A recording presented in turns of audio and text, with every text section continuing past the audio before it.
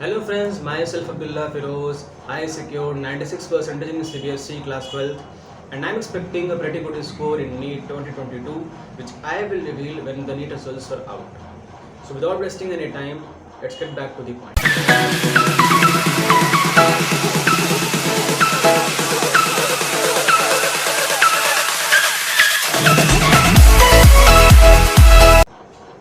इस वीडियो में मैं ये बात कर रहा हूँ कि इस चैनल को स्टार्ट करने का मेरा व्यू पॉइंट क्या है, क्या मैंने सोचा जिसकी वजह से मैंने ये चैनल स्टार्ट करने का डिसीजन लिया।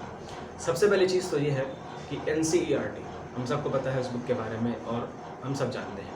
हम सबको पता है कि बोर्ड्स हो या फिर नीट हो, पूरा पेपर इसी बुक से आने वाला है।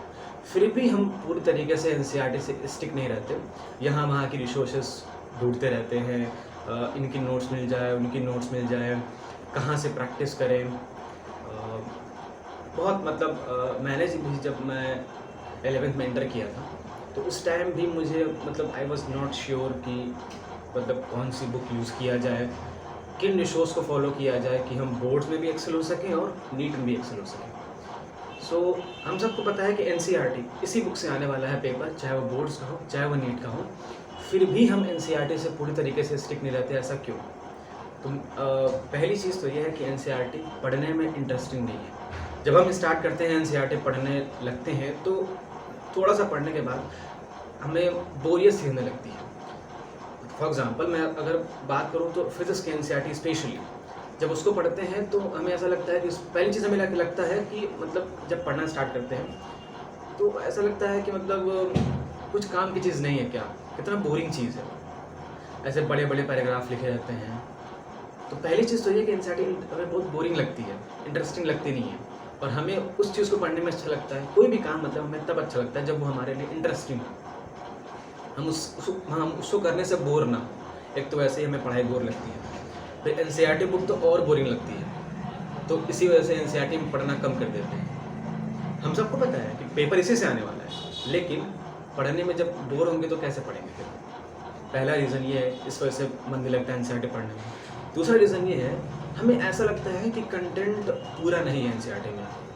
यानी अगर कोई भी चैप्टर फॉर एग्जांपल हम कंसिडर कर लें, उस चैप्टर को हम जब पढ़ते हैं, जब पूरी NCERT पढ़ के ख़त्म करते हैं तो हमें ऐसा लगता है कि चैप्टर तो मैंने पढ़ लिया पूरा, लेकिन हमें ऐसा लगता है कि इस चैप्टर से मैं कुछ गेट नहीं कर पाया, प्रॉपर समझ नहीं पाया।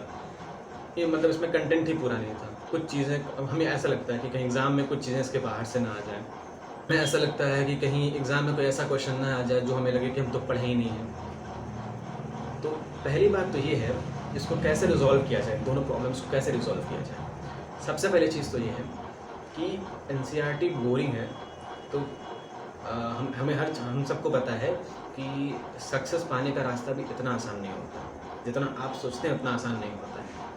क्योंकि मैं बोर्ड्स में और नीट में दोनों में अच्छे परफॉर्म कर पाया हूँ, तो मुझे पता है कि इस पूरी जर्नी में कितने हर्डल्स आते हैं। और वो हर्डल्स आएंगे क्योंकि हर एक किसी भी चीज़ को पाने के लिए जब आप चलते हो तो रास्ते में हर्डल्स आते हैं और वो आएंगे। NCERT भी एक ऐसा हर्डल है, क्योंकि NCERT को समझ पाना इतना आसान नहीं है। ये बड़ी अच्छी बात कही आप।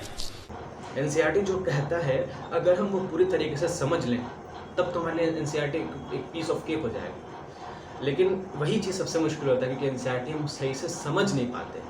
और NCERT आप सही से समझ तभी पाओगे जब आप कई बार NCERT पढ़ो, उसको डीपली जाके उसे एनालाइज करो, तब आप NCERT सही से समझ पाओगे। सबसे मेन पॉइंट इस चैनल को स्टार्ट करने का यही है कि जो मेरे जूनियर्स हैं, जो अपकमिंग ईयर्स में नीट और बोर्ड्स देने वाले हैं, उनको मैं NCERT सेंट्रिक गाइडेंस दे सकूँ। NCERT को कैसे अप्रोच करना है, हर एक चैप्टर कैसे पढ़ना है, क्या क्या चीज़ें पढ़नी है हर चैप्टर में, और किस तरह से पढ़नी है कि आप एग्ज़ाम में उसका मैक्सिमम आउटपुट दे सको। तो उस चीज़ के बारे में हम बात करते हैं। इसी व्यू पॉइंट को रखते हुए मैंने इस चैनल को स्टार्ट किया है। और इस चैनल में थ्रू आउट द ईयर जो अपकमिंग ईयर्स में नीट और बोर्ड्स देने वाले हैं उनको मैं ये बता रहा हूँ कि कैसे आप एनसीईआरटी अप्रोच करो। मैं एनसीईआरटी पढ़ा नहीं रहा हूँ, बट आपको ये बता रहा हूँ कैसे आपको पढ़ना चाहिए। हर एक चैप्टर वाइज, पेज वाइज बता रहा हूँ कैसे आप अप्रोच करो कि ऑर्गेनिक केमिस्ट्री के सारे रिएक्शन मैकेनिज्म्स आपको पता रहे। कैसे आप एनसीईआरटी अप्रोच करो कि इनऑर्गेनिक केमिस्ट्री के जो टेबल्स दिए हुए हैं एनसीईआरटी में, जो डेटा दिए हुए हैं वो आपको याद रहें, not by values but by trend, किस तरीके से फॉलो करना है। Physical chemistry NCERT is so boring, but कैसे उसे इंटरेस्टिंग बनाया जाए, कैसे उसे पढ़ा जाए, वो मैं हम बात कर रहे होंगे अपने अपकमिंग वीडियोज़ में। फिजिक्स के एनसीईआरटी की बात करें, जो नॉर्मली हमें लगता है कि उसमें कुछ कंटेंट ही नहीं है, कैसे उसको पढ़ें कि हमें सेटिस्फैक्शन मिले अंदर से कि हाँ हमने कुछ कवर किया है, हमने कुछ पढ़ा है।